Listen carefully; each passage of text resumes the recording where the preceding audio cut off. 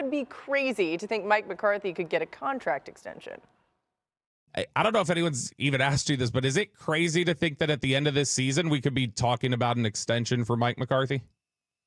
Well, I don't think that's crazy at all. That's not crazy. And listen, Mike McCarthy is an outstanding coach. I was listening to the game last night, watching it, and Aikman was talking about it, and he's reiterated that several times publicly. This Super Bowl winning coach. And Mike McCarthy has been there, done that. He's got great ideas. So bottom line is that in no place in my body language or anything else have you seen indications about what we're going to be doing relative to this staff at the end of this year. Wow. Okay, McCarthy was asked about it this afternoon, said, quote, I haven't really talked about it all year and definitely not going to start on a short week and an important division game, but I'm not going to throw away positive vibes either, so keep them coming. It's all good. All right, Graz, what do you make of all that from Jerry? Look, I think Jerry has said what he's going to say at this point when asked this direct question about could Mike McCarthy get a contract extension. Like, he's not going to fire him today, so he's got to show support. Mike McCarthy's contract expires at the end of this season, and I think there's been a sense in Dallas all year that they had to do something in terms of postseason success in order to ensure him coming back. That said, Jerry Jones and hiring coaches tends to zig when others might zag, so don't be shocked. I think it's unlikely, but I certainly wouldn't put the chances at absolutely zero that Mike McCarthy's coming back. Daniel Jones will not be coming back to the Giants. He was released, as we know, and cleared waivers, which means he is free to sign with any team. I do believe he will sign with a team before the end of this season. We've heard Minnesota as a possibility. We've heard Baltimore as a possibility. Teams that might be interested in a veteran backup who might be able to step in should something happen to their starter. So we continue to await news on Daniel Jones and his next destination. It'll be a minimum salary deal because his contract with the Giants has offset language. Aaron Rodgers says on the Pat McAfee show today he doesn't know if he wants to play again next season, but if he does, the Jets are his first choice. It will be fascinating to see how this works out. A lot of uncertainty around the Jets entering next year. They need a new head coach. They need a new general manager. And the place that they're at with Aaron Rodgers at quarterback right now is a little bit murky. So it remains to be seen whether the Jets will want Aaron Rodgers back. Could depend on who the GM and head coach are. A lot of decisions still have to be made in New York, but at least Aaron is now on the record saying there's at least a possibility he could want to be back and playing for the Jets again next year.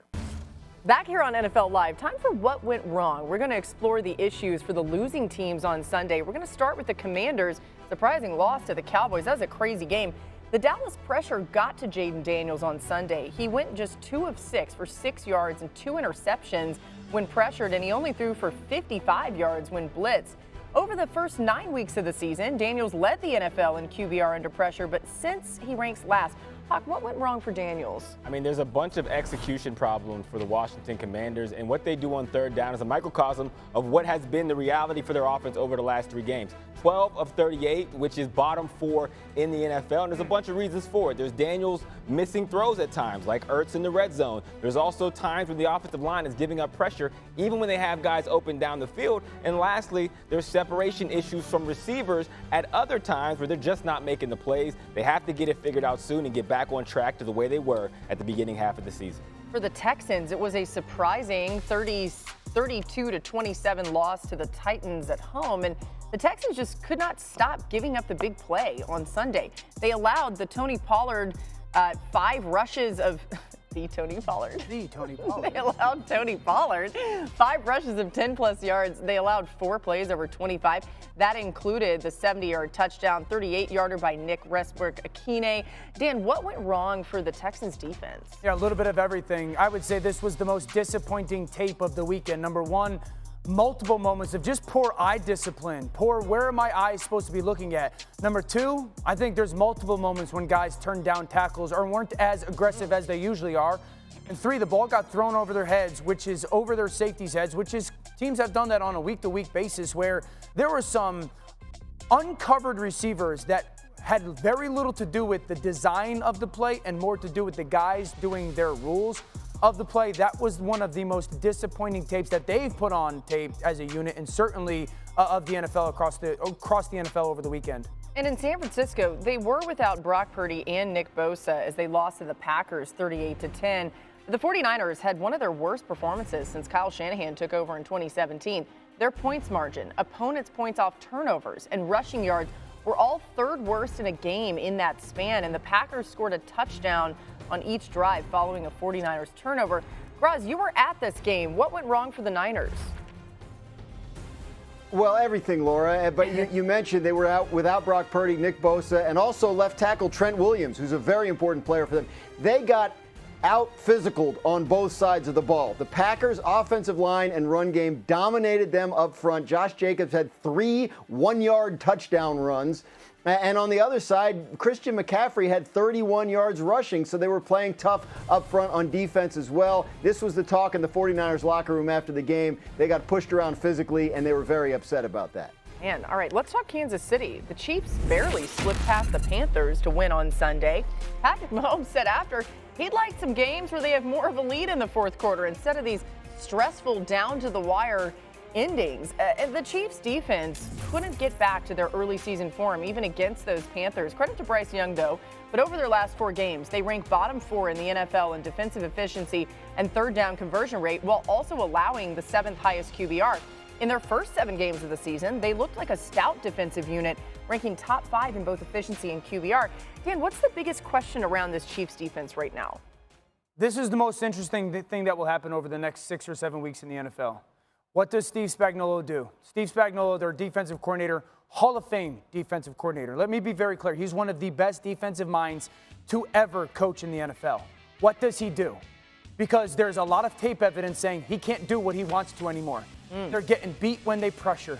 They're getting beat when they play man coverage. They're getting beat when teams get into stack and bunches and they don't communicate. They're getting creased in the run game when they bring some of their run blitzes. They're getting beat when they play all-out pressure and don't get home. That's exactly who Spags has always wanted to be. It's exactly who they've been in Kansas City. Right now, they can't.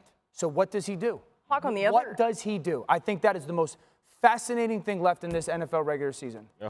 Really interesting. On the other side of the ball, what are your concerns about the offense? The offensive line. Yeah. They are hitting Mahomes at the highest rate that he has since he's been a quarterback in the NFL. I think the most sacks he's ever taken is 28. They already have 27. Oof. And a year ago, the problem was at the wide receiver position, right? But the thing about wide receivers, when you're struggling at wide out, you can say, oh, okay, I'm going to run the ball more, or I might change what I'm doing in the pass game to mitigate some of those concerns. Dan, where is the relief if your offensive line is struggling? Yeah, so here's the thing, Hawk. I totally agree with you, but they know that. They've known that for 2 years now. Left tackle was an issue last year. Right tackle was an issue. Now, I think it's a greater one. They had Rashee Rice last year, so I think you can mitigate it a little bit. I think that's part of the reason why we've seen Patrick play to the style at sometimes. It's like, number one, to get away, because he doesn't want the negative play. I firmly believe this. Patrick, Andy Reid, Matt Nagy, they're going to be good enough up and down the 20 to the 20. Can they make the necessary plays in the red zone or on a 3rd and 7 to get into the red zone? I think that's going to be their greatest challenge is you can only mask it for so long or against so many teams. But when you get those elite edge rushers in those passing situations, that's when it gets dangerous. And that's my concern. This is a one-loss football team, so we're going to keep it in context. But if we're thinking about them going for 3 in a row, that's what concerns me down the stretch is that you can't rely on Patrick Mahomes to have the kind of play he did at the end of that game to win it against the team, an inferior opponent who was bad at pass rush and still got to your quarterback. Well, I mean, think about the AFC. You think about the Bills, maybe the Ravens, like some of the teams they might have to play. I don't know how they would match up against those, at least at this point, but it is Patrick Mahomes. They seem to figure things out every year.